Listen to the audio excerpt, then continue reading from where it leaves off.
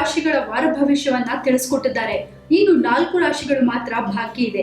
ಬನ್ನಿ ಹಾಗಿದ್ರೆ ಕೊನೆಯ 4 ರಾಶಿಗಳ ವಾರ ಭವಿಷ್ಯವನ್ನ ಕೇಳಿ ತಿಳ್ಕೊಳ್ಳೋಣ. ಇನ್ನು ವೃಶ್ಚಿಕ ರಾಶಿ ವಿಚಾರ ನೋಡಿದರೆ ಬಂಧುಗಳಿಂದ ನಿಮ್ಮ ಕುಟುಂಬಕ್ಕೆ ಹಲವಾರು ರೀತಿಯಲ್ಲಿ ತೊಂದರೆಗಳಾಗ್ತಕ್ಕಂಥ ಸಾಧ್ಯತೆಗಳು.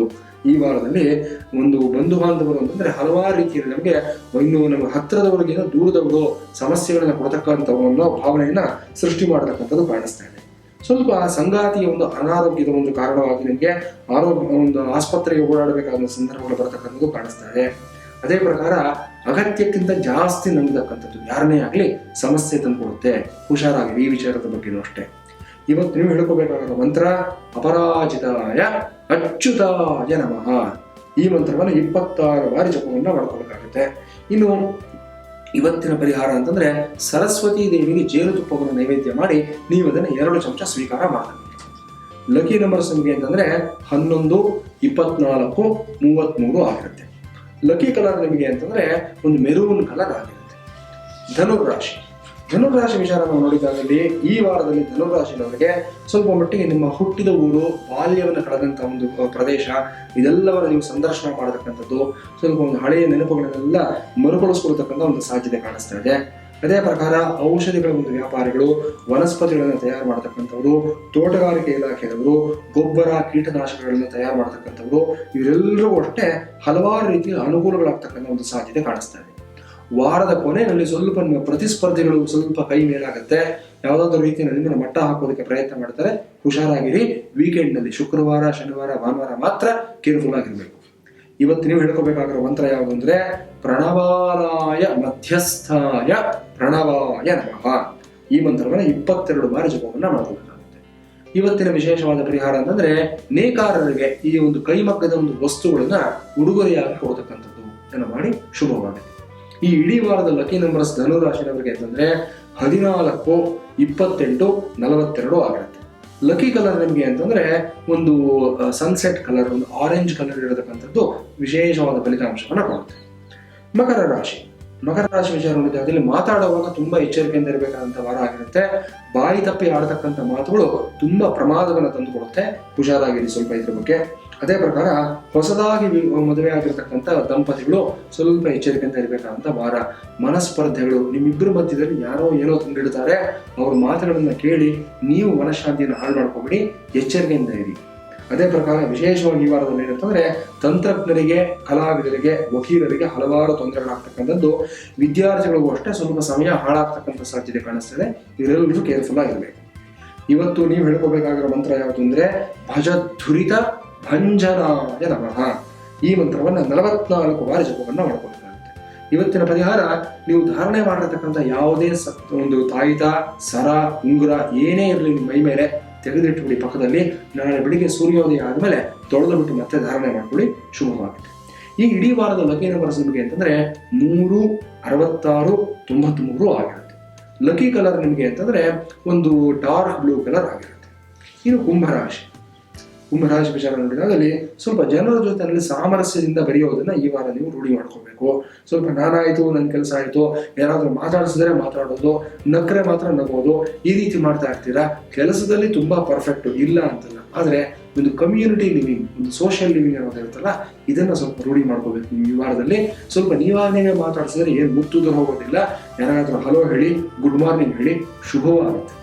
ಇನ್ನು ವಿಶೇಷವಾಗಿ ಈ ವಾರದಲ್ಲಿ ಏನಂತಂದ್ರೆ ಸ್ವಲ್ಪ ನಿಮ್ಮ ಮಿತ್ರರ ಒಂದು ಪ್ರಭಾವದಿಂದ ಕೆಲಸ ಕಾರ್ಯಗಳಲ್ಲೂ ಸಲೀಸಾಗಿ ನಡೆಯತಕ್ಕಂಥ ಸಾಧ್ಯತೆ ಚೆನ್ನಾಗಿದೆ.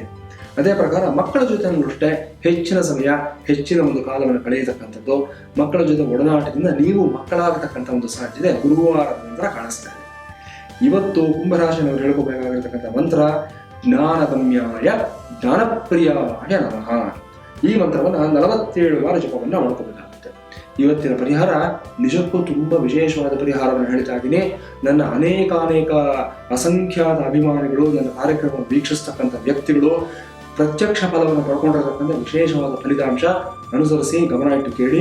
ಒಂದು ಬೆಳ್ಳಿ ತಟ್ಟೆನಲ್ಲಿ ಒಂದೇ ಮೌಲ್ಯದ 108 ನಾಣ್ಯಗಳು, ಅಂದರೆ ₹1 108 ನಾಣ್ಯಗಳಾಗ್ಬೋದು, ₹2 ಆಗ್ಬೋದು, ಇಲ್ಲ ₹5 ಆಗ್ಬೋದು, ಇದೆಲ್ಲವನ್ನ ಅದರಲ್ಲಿ ಒಂದು ಡೆಕೋರೇಟ್ ಮಾಡಿ ನಿಮ್ಮ ಮನೆದೇವರ ಮುಂದೆ ಇಟ್ಟು ಹಸಿ ದರ್ಬೆಯಿಂದ ಅದನ್ನು ಸ್ಪರ್ಶ ಮಾಡಿಕೊಂಡು ಕನಕಧಾರಾ ಸ್ತೋತ್ರವನ್ನು 5 ಬಾರಿ ಪಾರಾಯಣ ಮಾಡಿ ಹೇಗೆ ನಿಮ್ಮ ಮನೆಯಲ್ಲಿರತಕ್ಕಂಥ ಬೆಳ್ಳಿ ಬಂಗಾರ ಆಗುತ್ತೆ, ಬಂಗಾರ ವಜ್ರವಾಗುತ್ತೆ ಅನ್ನೋದನ್ನ 48 ದಿನಗಳ ನಂತರ ನೀವೇ ಬಂದು ನನಗೆ ತಿಳಿಸ್ಕೊಡ್ತೀರ.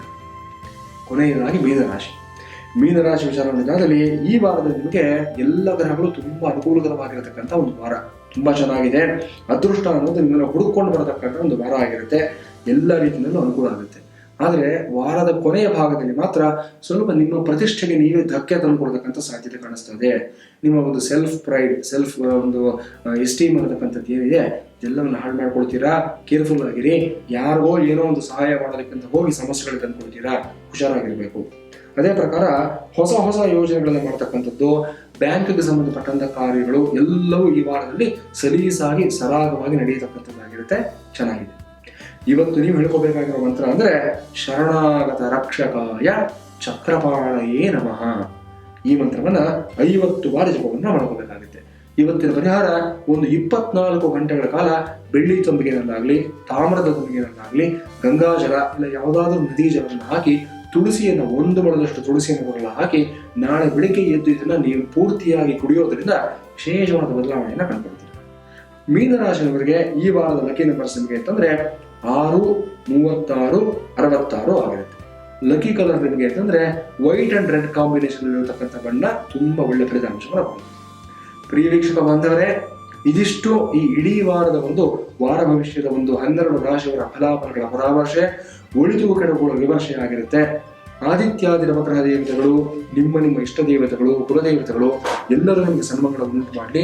ಇಡೀ ವಾರ ನಿಮಗೆ ಶುಭದಾಯಕವಾಗಿರಲಿ, ಹರ್ಷದಾಯಕವಾಗಿರಲಿ ಅಂತ ಹಾರೈಸ್ತಾ ಇದ್ದೀನಿ. ಕಾರ್ಯಕ್ರಮದ ಕೊನೆಯ ಭಾಗದಲ್ಲಿ ಇವತ್ತಿನ ಸುಭಾಷಿತ ಮತ್ತು ಇದರ ಅರ್ಥ ಏನು ಅಂತ ತಿಳ್ಕೊಳ್ಳೋಣ. ಇವತ್ತಿನ ಸುಭಾಷಿತ ಈ ಪ್ರಕಾರವಾಗಿ ಇದೆ. ಶ್ವಃ ಕಾರ್ಯ ಮಧ್ಯ ಕುರ್ವೀತ ಪೂರ್ವಾಹ್ನೇ ಅಪರಾಹ್ನಿಕಂ ನಹಿ ಪ್ರತೀಕ್ಷತೆ ಮೃತ್ಯು ಕೃತಂ ಚ ಅಸ್ಯ ನ ಚ ಕೃತಂ. ಏನು ಈ ಸುಭಾಷಿತ ಅರ್ಥ ಅಂತಂದ್ರೆ, ನಾವು ಚಿಕ್ಕ ವಯಸ್ಸಿನಲ್ಲಿ ಕೇಳ್ತಾ ಇರ್ತೀವಿ, ದೊಡ್ಡವರು ಹೇಳ್ತಾ ಇರ್ತಾರೆ, ನಾಳೆ ಮಾಡೋದನ್ನ ಇವತ್ತು ಮಾಡು, ಇವತ್ತು ಮಾಡೋದನ್ನ ಈಗಲೇ ಮಾಡು ಅಂತ. ಇದೇ ಮಾತನ್ನ ಸಂಸ್ಕೃತದಲ್ಲಿ ನಾನು ನಿಮಗೆ ತಿಳಿಸ್ಕೊಡ್ತಾ ಇದ್ದೀನಿ. ಶ್ವಃ ಕಾರ್ಯ ಮಧ್ಯ ಕುರ್ವೀತ ಪೂರ್ವಾಹ್ನೇ ಚ ಅಪರಾಹ್ನಿಕಂ ಅಂತ. ನಾಳೆ ಮಾಡೋ ಕೆಲಸವನ್ನು ಇವತ್ತೇ ಮಾಡಿಬಿಡ್ಬೇಕು. ಶ್ವಃ ಕಾರ್ಯಂ ಅದ್ಯ ಕುರ್ವೀತ ಪೂರ್ವಾಹ್ನೇ ಚ ಅಪರಾಹ್ನಿಕಂ. ಮಧ್ಯಾಹ್ನದಲ್ಲಿ ಮಾಡೋ ಕೆಲಸ ಅನ್ನೋದು ಇದೆಯಾ, ಬೆಳಿಗ್ಗೆನೆ ಮಾಡ್ಬಿಡಿ ಇದನ್ನ. ಯಾಕಿಷ್ಟೊಂದು ತರ ಆತುರಿ, ಯಾಕಿಷ್ಟೊಂದು ಆತರ ಅಂತಂದ್ರೆ, ನಹಿ ಪ್ರತೀಕ್ಷತೆ ಮೃತ್ಯು ಅಂತ ಕವಿ ಹೇಳ್ತಾರೆ. ಅಂದ್ರೆ ಮೃತ್ಯು ಅನ್ನತಕ್ಕಂಥದ್ದು ಮನುಷ್ಯನಿಗೆ ಯಾವಾಗ ಬರುತ್ತೆ ಅನ್ನೋದು ಗೊತ್ತಿಲ್ಲವಂತೆ.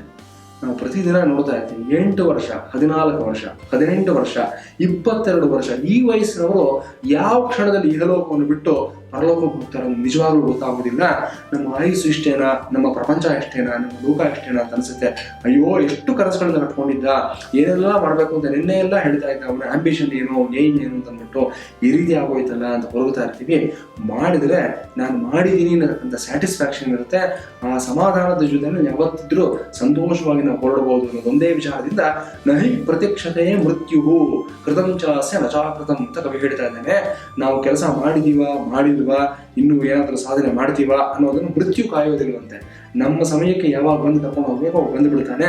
ಅದಕ್ಕೆ ನಾವೆಲ್ಲರೂ ಕಾರ್ಯೋನ್ಮುಖರಾಗೋಣ, ಕಾರ್ಯಪ್ರಮುಖರಾಗಿ ಒಂದು ಸಾಧನೆಯನ್ನು ಮಾಡಿ ಹೊರಡತಕ್ಕಂಥ ವ್ಯಕ್ತಿಗಳಾಗೋಣ ಅಂತ ಹೇಳ್ತಾ ಇವತ್ತಿನ ಕಾರ್ಯಕ್ರಮಕ್ಕೆ ಸಮಾಪ್ತಿಯನ್ನು ಹೇಳ್ತಾ ಇದ್ದೀನಿ. ಮತ್ತೆ ನಾಳಿನ ಸಂಚಿಕೆಯಲ್ಲಿ ಭೇಟಿಯನ್ನು ಮಾಡೋಣ. ಅಲ್ಲಿವರೆಗೂ ಅಲ್ಪ ವಿರಾಮ. ಭದ್ರಂ ಕಲ್ಯಾಣ ಮಂಗಳಂ ಶಿವಂ ಶುಭಂ ಶೋಭನಂ. ಹರಿ ಓಂ ಸ್ವಸ್ತಿ.